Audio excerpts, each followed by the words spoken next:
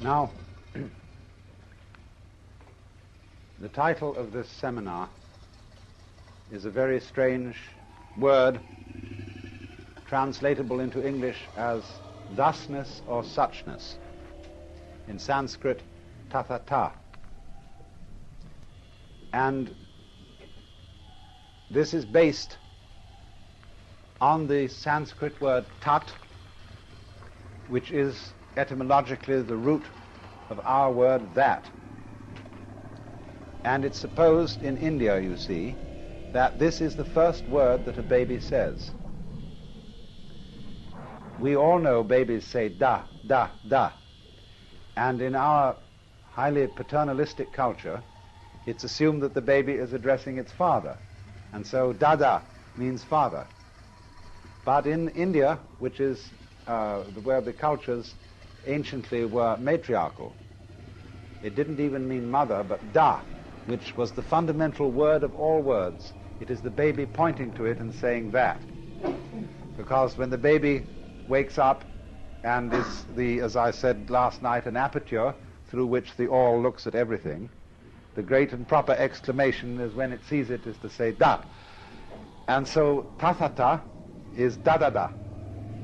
And it means just exactly that, in the same way as there was a Dada school of painting in the West, because they wanted to go beyond words and names, because the Dada would argue, when you call a dog, doesn't sound anything like a dog sounds. Or chien in French sounds nothing like a dog. But if you called a dog, woof, woof, that would be a proper name for a dog. So this is a fundamental word. And we have great difficulty in translating it because in a way it's a meaningless word.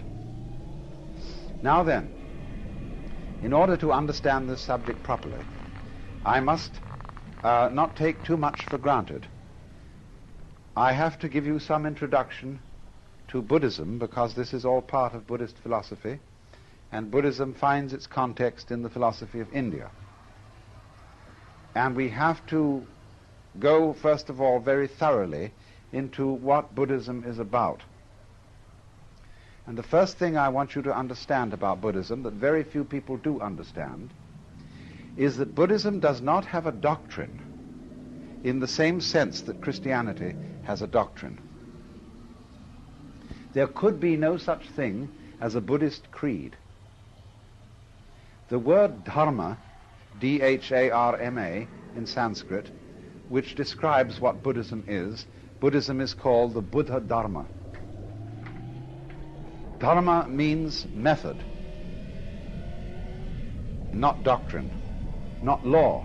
It's often translated law. That won't do at all. Dharma sometimes means function. The function of somebody. His svadharma means roughly what we would call his vocation. Dharma can also mean, in a peculiar way, a thing, a basic portion of the world, a thing or event. But its primary meaning, as used in the phrase Buddha Dharma, is method. And so Buddhism is a method for something or other. And so for this reason, all Buddhism is a dialectic,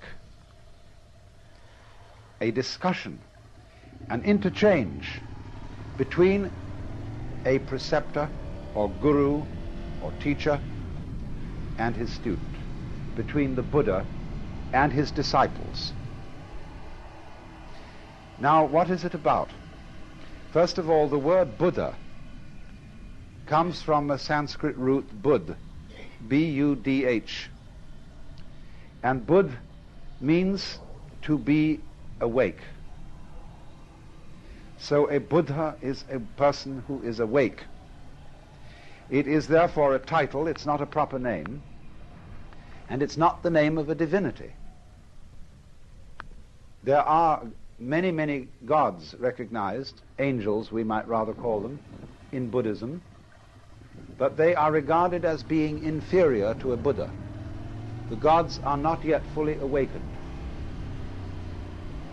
Buddhism divides the world into 6 divisions. And this is very important for understanding what's it about. You don't have to take these 6 divisions literally, because they may equally well refer to states of human consciousness. But the 6 divisions are like this. You see, you draw the circle of the wheel of life.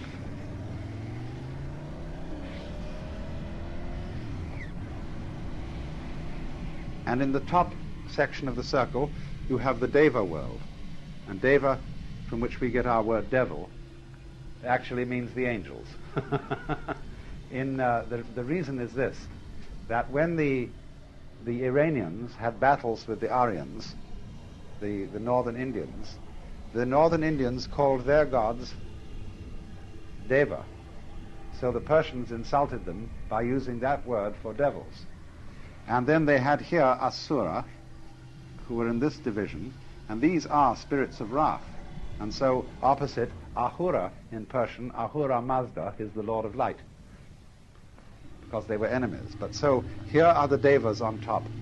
Next to them on this side are the powers of divine wrath in the sense of energy, vigor. And below, opposite the Devas, are the Naraka, and those are the purgatories. That's where everybody is as unhappy as they can possibly be. Here are animals in this section. Here are men and women. And here are things called pretas. Pretas are frustrated spirits with very large stomachs and very small mouths. Now this is the rat race of existence, called samsara in Sanskrit. Samsara, the round of birth and death. And this is the nadir, this is the zenith, and this is the nadir. This is as high as you can get, that's as low as you can get. And that's always going to happen to you while you work on the principle of the squirrel cage. That is to say, so long as you are trying to make progress, you will go up. But up always implies down. So while you are trying to get better and better and better, that means that when you get to the best, you can only go on to the worst. And so you go round and round and round, ever chasing the illusion that there is something outside yourself, outside your here and now, to be attained that will make things better. And the thing is to recover from that illusion. So a Buddha means somebody who has woken up and discovered that running around this thing may be fun, and it may be good to run around, but if you think you're going to get something out of it, you're under illusion, because you're forever the donkey with a carrot suspended from his own halter. Now then, it goes on to say that there's only one place, one point in this wheel from which you can become a Buddha, and that's here. The Devas are too happy to become Buddhas, or to worry about becoming a Buddha. The Narakas are too miserable. The Asuras are too angry. The animals are too dumb, and the Pretas too frustrated. Only in the middle position, the position of man, which is, you could say, the equal position, the position of sufficient equanimity to begin to think about getting off this rat race, only from there, you see, can you become a Buddha. So the position of a Buddha may be represented either as not on the wheel at all or as right in the middle of it. It makes no difference. And so he is just as in a way the axle point, the still point of the turning world, as to use T.S. Eliot's phrase, is the unmoved center, the unmoved mover, the primum mobile, the axle tree of the world. All thought the navel, that's why yogis are said to contemplate their navel. The navel isn't on their tummy, it's this place, the navel of the world. So that's the scheme of cosmology, of ancient Indian cosmology in which Buddhism arises. So you see, therefore, a Buddha is one who awakens from the illusion of samsara.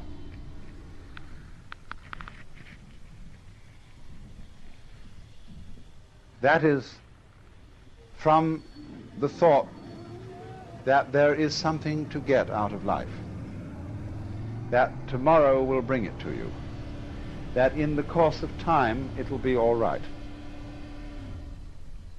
And therefore one is set pursuing time as if you were trying to quench your thirst by drinking salt water. Now, I can exemplify this a little more strongly by relating Buddhism to the social system in which it arose. A Buddhist monk is sometimes called a shramana. S-R-A-M-A-N-A, shramana. This is closely allied to the word shaman.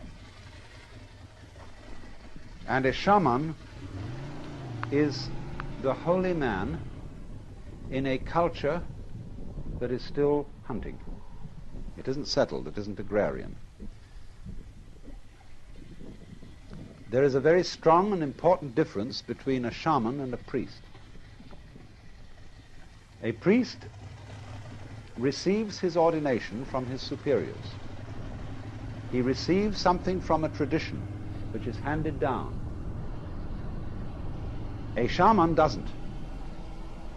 He receives his enlightenment by going off into the forest by himself, to be completely alone. A shaman is a man, in other words, who has undergone solitariness. He's gone away into the forest to find out who he really is, because it's very difficult to find that out while you're with other people. And the reason is that other people are busy all the time telling you who you are, in many, many ways, by the laws they impose on you, by the behavior ruts they set on you, by the things they tell you, by the fact that they always call you by your name, and by the fact that when you live among people you have to be in a state of ceaseless chatter. But if you want to find out who you are before your father and mother conceived you, who you really are, you almost have to go off by yourself and go into the forest and stop talking, even stop thinking words, and be absolutely alone and listen to the great silences. And then, if you're lucky, you recover from the illusion that you're just little me, the so-and-so, and you attain the state of nirvana, which means the blown-out state, the relieved state, the sigh of relief. Nirvana may be translated into English as, phew, I've at last discovered that I don't have to survive. I can survive, of course, but I don't really have to. Because you discover, you see, that what you really are doesn't have to survive, because it's what there is.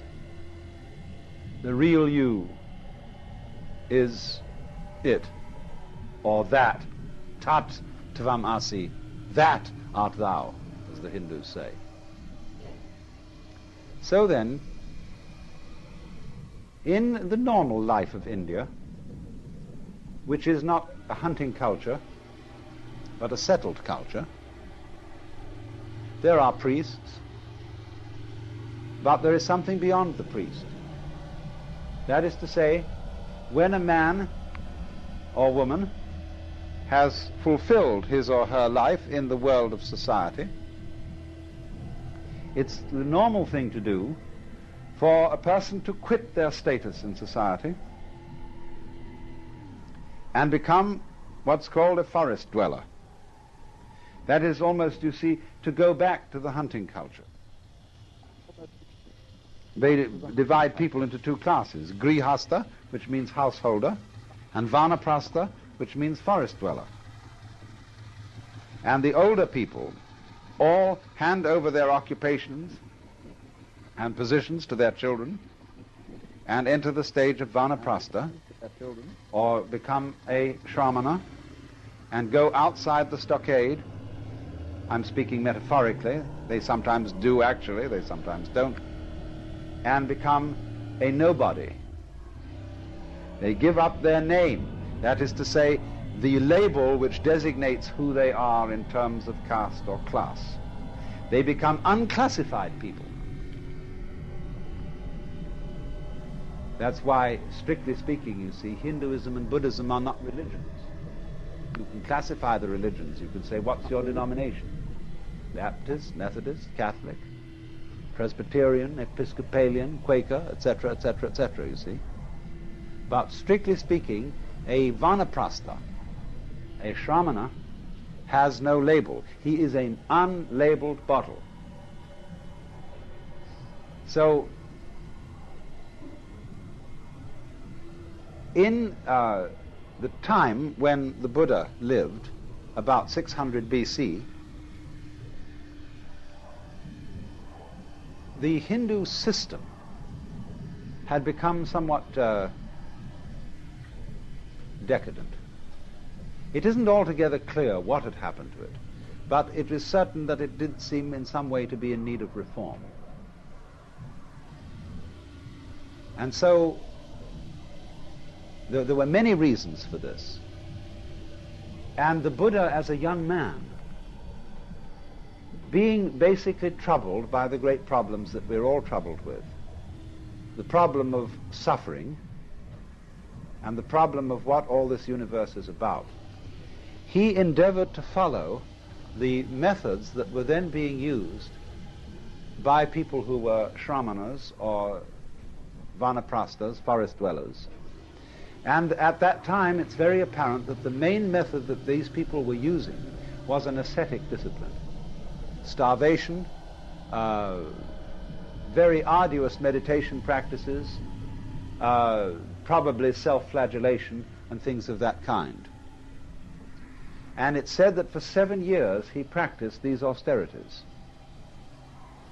But he found out that they didn't lead to liberation. And all the people who were practicing them knew they didn't either. But they felt that that was only because they weren't doing it hard enough.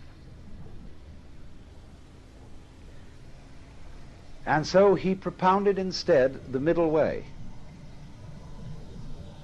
The way that led to liberation from the rat race that I've drawn here, neither through austerities nor through pleasure-seeking. See, these are the two ways, the two paths. The people who say the whole point of life is to enjoy it, to get the most out of it, you see. And the other people who tried that, and then they found it was sour grapes or something, you know, or they burned their fingers in the pursuit of pleasure. The girl that was so beautiful eventually fell apart, or just turned into a shrew, and whatever it was. And so they said, instead, let us torment ourselves. A lot of people enjoy this, or get something special out of it. I was in Mexico this summer, and what I went there for was to study Mexican Catholicism, where they make a great cult of suffering. And I was very puzzled about this and wanted to understand it. And everywhere, you know, they have these ghastly, tormented Christs, all drooling with blood, hanging on crosses in very contorted positions. And I realized there are certain people who find that the sitting on the tip of a spike is the realest place in the world. Because when you're on the tip of a spike, you know you're there. There's no doubt about it. And also you know that you're expiating for everything. This, somehow by sitting on the spike, you are paying for your guilt. And so long as you hurt, you're all right. See? So these Shramanas were doing something of the same kind. And the Buddha became enlightened, became a Buddha. He woke up at the moment when he gave up that kind of quest, the moment he gave up, as we should say, trying to take the kingdom of heaven by storm.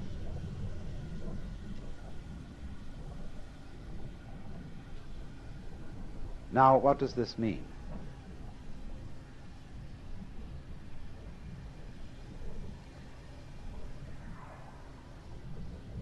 It means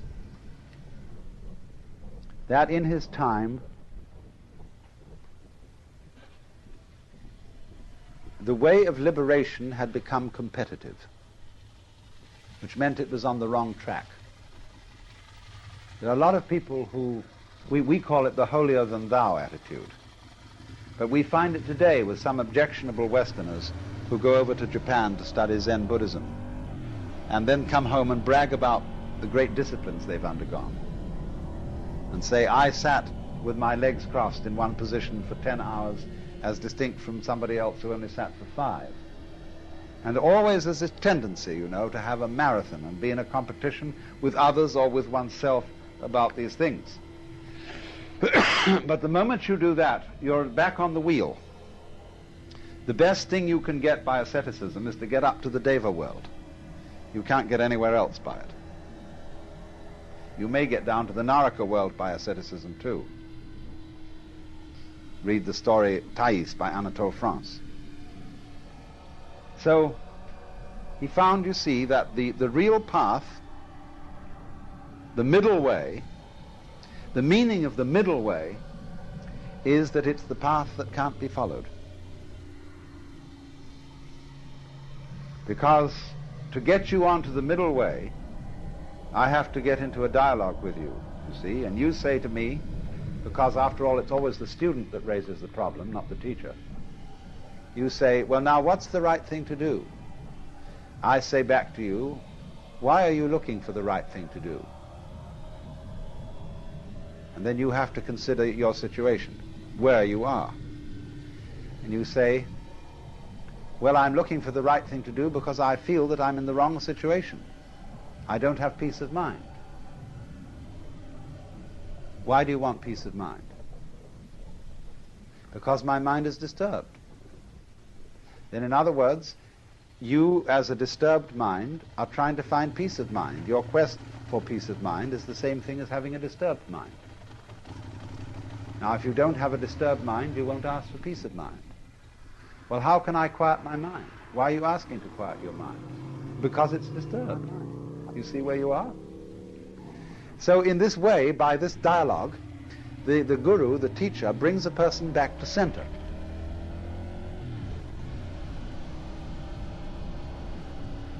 So then this is the point. All Buddhist teaching is a dialogue. Really and truly, the man who goes out and leaves society and becomes a monk is a little bit too much. Buddhism involves this act as a preliminary gesture. But what it comes to, in the end, is the position of what's called a bodhisattva. A bodhisattva means somebody who went out of society, or we should say gave up the world in some way, took on the robe, took on the discipline. He found what he was looking for, but his finding it was absolutely simultaneous with his coming back into society. And he's called a bodhisattva, as distinct from a pratyeka Buddha, which means a private Buddha, one who goes out and doesn't come back. And the bodhisattva is considered as having a superior attainment, superior insight.